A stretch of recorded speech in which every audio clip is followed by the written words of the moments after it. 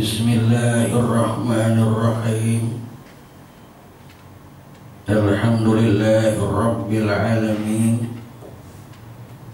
Wassalatu wassalamu ala asrafil anbiya'i wal mursalin Muhammadin wa ala alihi wa sahbihi ajma'in. Amma ba'd. Alhamdulillah, atas izin Allah Subhanahu wa ta'ala, kita semua dapat berkumpul di ruang aula KPA dalam rangka untuk meningkatkan kualitas iman dan takwa kita kepada Allah Subhanahu wa ta'ala. Ini nanti sampai jam berapa, Pak RT? Sampai jam berapa? Jam 1 dikurangi berapa? 3 jam. 9.30, jadi 10 menit lagi tutup pun nanti 30. Sesuai dengan judul oleh Bapak pengacara nanti MC ya Master, tentang masalah perpecahan umat kaum Yahudi dan Nasrani. Soalnya inti judul ini terdapat dalam surat Al-Bazinah. Makanya akan saya mengkaji isinya dari A'udzubillah, Bismillah sampai pada surat Al-Bazinah. Kita mulai dari A'udzubillahi minasyaitonirrajim. Artinya, aku berlindung kepada Allah dari godaan setan yang terkutuk. Saya diri aja lah ya, nanti pinggang saya sakit lama-lama duduk. Aku berlindung kepada Allah dari godaan setan yang terkutuk. Aku siapa? Aku saya. Saya manusia. Bapak Ibu manusia, sama-sama manusia. Disuruh berlindung kepada Allah Subhanahu wa ta'ala dari godaan setan yang terkutuk. Di sini ada manusia, ada Allah, ada setan. Manusia terdiri dari roh, akal, nafsu. Saya bisa bergerak begini karena apa? Rohnya masih ada dalam tubuh manusia. Roh ini milik Allah Subhanahu wa ta'ala. Waktu saat senang tidak senang pasti akan kembali kepada Allah. Untuk apa? Mempertanggungjawabkan perbuatan kita selama hidup dalam dunia sekarang ini. Hanya perlu adanya pengajian ini membersihkan rohani kita. Di rohani bersih, insya Allah timbul keikhlasan. Kalau ikhlas, timbul ketenangan. Kalau sudah tenang, insya Allah di alam barzakh kita akan nikmat. Sebab di alam barzakh sudah berlaku azab kubur, nikmat kubur. Bagi rohaninya yang bersih, insya Allah kayak pengantin baru Bu di alam barzakh sana, tahu-tahu udah kiamat. Tapi bagaimana rohaninya kotor, banyak penyakit hati, iri, dengki, sirik, sombong, waduh, sengsara Bu di sana. Kenapa sengsara? Menghadapi malaikat mungkar nakir. Ditanya, jangan punya HP, di mana duitnya Pak? Di mana duitnya? Untuk apa HP itu? Ditanya sedetail itu. Termasuk punya sendok, piring dan lain-lain banyak. Semakin banyak harta, semakin berat mempertanggungjawabkannya di hadapan Allah Subhanahu wa ta'ala. Sampai punya umur sekian untuk apa? Apakah untuk begadang? Jangan begadang. Ditanya itu. Bukan hanya untuk pelayapan, untuk diskusi, untuk yang lain. Diberi tanggung jawab. Istilah Bapak Ibu diberi nikmat umur gunakan untuk berbuat baik. Berlomba-lomba untuk berbuat baik. Siap berkorban untuk orang banyak. Dengan niat bismillah. Tanpa bismillah hangus semua ibadah pahala kita. Ini rohani, santapan rohani. Pengajian ini bikin rohani kita biar bersih. Kemudian manusia juga punya akal. Dengan akal manusia bisa melihat, oh ini haram. Akal yang bicara, oh ini halal. Tahu. Ini perintah, ini larangan, akal. Jadi kalau manusia dikuasai oleh roh dan akal, bersih kayak bayi oek-oek baru lahir, mati surga. Kenapa? Bersih rohani, akal bersih. Nikmat udah bersih itu, hidup no problem. Udah bersih. Perasaan iri gak ada, perasaan mengeluh gak ada, semuanya nikmat. Kalau mampu membersihkan penyakit-penyakit hati. Ini perlunya kita pengkajian. Kalau pengajian kan hanya membaca Quran, tapi nggak tahu apa isi Al-Quran. Itu pengajian namanya. Kayak monyet pakai mahkota, tapi nggak tahu apa fungsi mahkota. Makanya perlu dikaji. Biar tahu betul apa isi Quran itu model yang luar biasa. Kalau nggak tahu, rasanya terlalu Bang. Saking nggak tahu, nggak pernah tamat baca terjemahan Quran. Terlalu. Enggak, ini Roma. Terlalu sampai nggak tamat terjemahan. Kalau sampai tamat, insya Allah Bu, hati tenang. Kalau udah hati tenang, waduh enak tenang hidup ini. Rasanya sebentar hidup ini. Kenapa? Kebahagiaan batin kita dapat. Ini akal.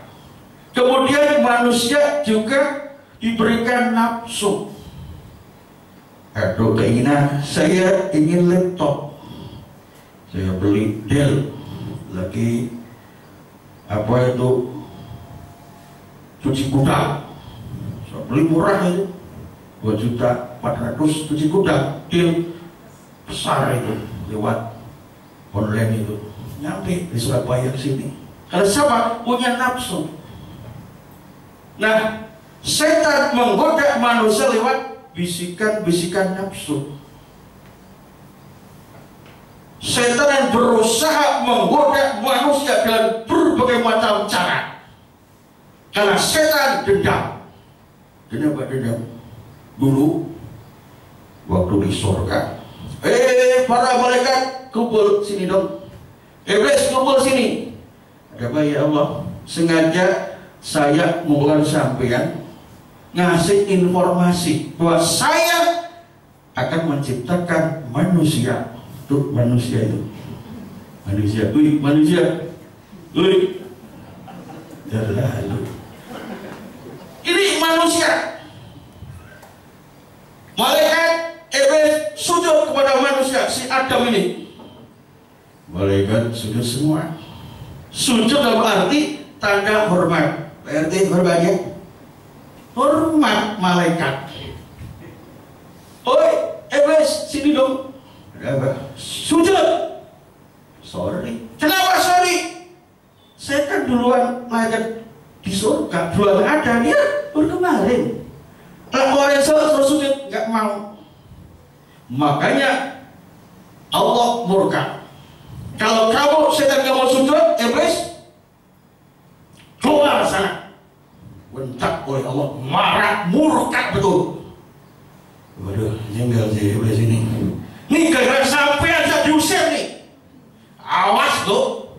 Saya dengar, saya goda anak tuh sampean sampai kiamat, saya masuk neraka. Jengkel si iblis ini rupanya. Ini gara-gara itulah saya diusir. habis. Ya Allah. Tapi saya punya syarat. Apa? Kasih umur sampai hari kiamat saya kabulkan. Apalagi saya akan goda seluruh anak cucu Nabi Adam. Saya kabulkan. Pesan Allah kecuali yang ikhlas. Yang ikhlas gak akan mengganggu. Makanya kita perlu belajar ikhlas. Kita bekerja di UMP ini dengan niat bismillah, insya Allah surga. Kuncinya ikhlas ke surga itu. Seperti yang masuk orang yang hatinya bersih, suci, ikhlas. Yang belum ikhlas nanti dulu neraka dulu. Itu panasnya api neraka Bu ya, 70 lipat panasnya api dunia. Kita diberi megang api rokok satu tidak sanggup Bu. Ini bertahun di neraka kayak apa rasanya? Tuh kalau neraka tuh bocor satu jarum Bu, seluruh isi dunia hangus, saking panasnya. Kadang saya mikir juga, alangkah beratnya di manusia ini. Itu udah banyak ujian, diuji ini masih diberitahu di akhirat nanti. Jadi dengan belajar ikhlas, insya Allah kita terhindar dari godaan setan yang terkutuk. Jam berapa? Jam berapa ini? Masih berapa lagi?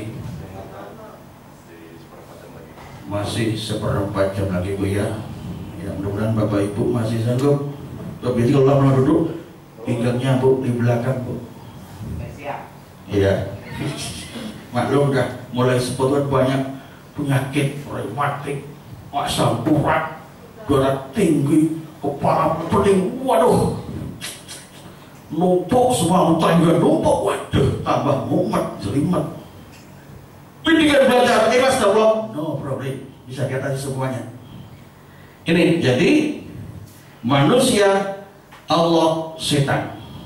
Jadi kita disuruh berlindung kepada Allah Subhanahu wa Ta'ala. Siapa si Allah itu?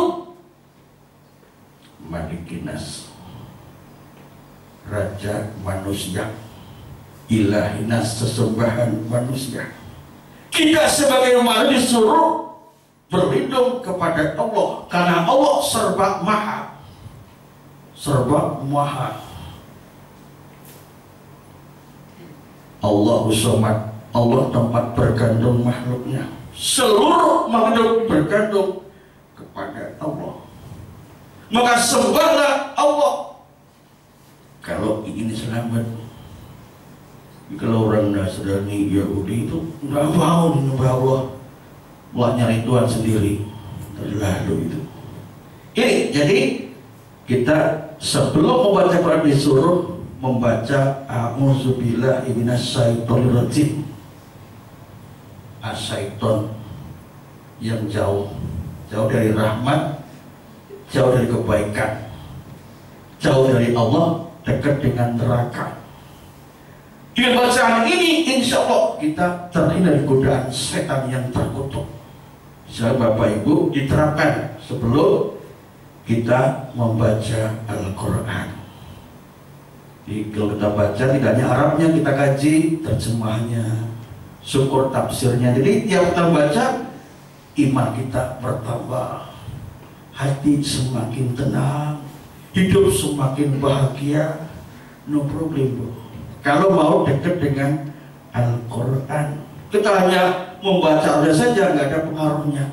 Walaupun satu huruf satu pahala, memang betul satu pahala. Itu bagi mereka yang belum bisa baca Quran. Yang sudah sampai mati baca itu terus bolak-balik tapi nggak paham apa yang dibaca. Inilah kerugian besar buat manusia. Nyari pahala belum ikhlas, nyari surga belum ikhlas. Yang ikhlas mencari ridha Allah, bukan ridha rumah. Terlalu ridha Allah kita cari itu. Saya ridha Allah, akidah kita belum bersih, masih terkena syirik musyrik. Silahkan bersihkan dengan niat bismillah, hanya mencari ridho Allah. Nyari duit masih belum ikhlas, nyari surga belum ikhlas, nyari pahala belum ikhlas mencari ridho Allah. Bapak-bapak, ibu-ibu, saudara-saudara hadirin yang saya hormati. Kemudian bismillahirrahmanirrahim, dengan menyebut nama Allah yang Maha Pengasih lagi Maha Penyayang. Ini perintah. Setiap pekerjaan yang tidak dimulai dengan bacaan bismillah tidak ada nilainya di mata Allah, tidak ada pahalanya, nggak ada berkahnya. Yang ada apa? Nafsu duniawi. Kalau nafsu kita ikuti capek, Bu. Capek orang kita itu ke pasar belanja, ada beli piring, sendok, taruh, tinggal pergi terus mengumpulkan harta terus. Itu gak ada finishnya itu. Sampai rumahnya itu dirawat itu turun banyakkan beban. Iya itu, dibeli semua. Kan nambah berat beban rumah itu, tambah sumpah. Itu kenapa? Nafsu dunianya sangat kuat. Makanya dengan kita banyak-banyak berpuasa, insya Allah nafsu akan meredam. Enggak, perbanyaklah puasa Senin Kamis dulu ya. Insya Allah kita akan lurus langkah kita menuju ke surga sana. Karena apa? Setan menggoda lewat nafsu. Nafsu kalah dengan puasa. Ini saya merasakan betul itu. Lebih terarah, lebih mantap hidupnya, nggak goyang, yang lebur nggak ya, tapi lurus. Karena apa? Puasa tadi ya harus diniati, usaha, tawakal pada Allah. Kalau ada niat ya sampai kiamat gak akan sanggup Senin Kamis itu. Terus ada niat kalau mau selamat dunia akhirat. Tapi dunia ini banyak godaan, Pak. Harta, takhta, wanita itu paling berat. Fir'aun, kekuasaan. Karena kekuasaan sombong, akhirnya oleh Allah dilebih di laut merah, mati sampai sekarang. Fir'aun. Korun, harta yang banyak, timbul kesombongan, mati sampai sekarang. Kopril, cewek, rela bunuh saudaranya gara-gara cewek, mati. Inilah godaan dunia. Dengan puasa, insya Allah nggak tergoda, Pak, nggak tertarik, nggak tahu lah, lain lah, nggak tertarik. Itu hanya benda mati, tidak dimakan apa sih? Banyak-banyak, betul aja lah, nggak akan bicara. Nafsu, wah, padahal semakin banyak harta, semakin banyak pajaknya, Bu. Ya kan? Banyak pengeluaran. Mau bertahan berat itu. Kalau sumbernya kecil, keluarnya besar, waduh, bunuh diri itu, Pak. Ya kan? Bisa darah tinggi, kumat maning. Udah kuat, boleh. Boleh, stres. Ini karena nafsu yang kita ikuti. Ya, bismillahirrahmanirrahim. Ketika dalam sholat itu dibaca tidak keras. Ini ada dalilnya, Bu, ini. Ini ada dalilnya tentang masalah bacaan bismillah ini. Kalau yang tidak keras itu ada hadisnya, ada Umar, Abu Bakar sholat di belakang Rasul langsung bacaan Alhamdulillah, bismillahnya gak kedengeran. Tapi Rasulullah itu pernah baca gak keras, juga pernah keras, tapi lebih banyak tidak dikeraskan. Jadi intinya kita disuruh tidak dikuatkan ketika membaca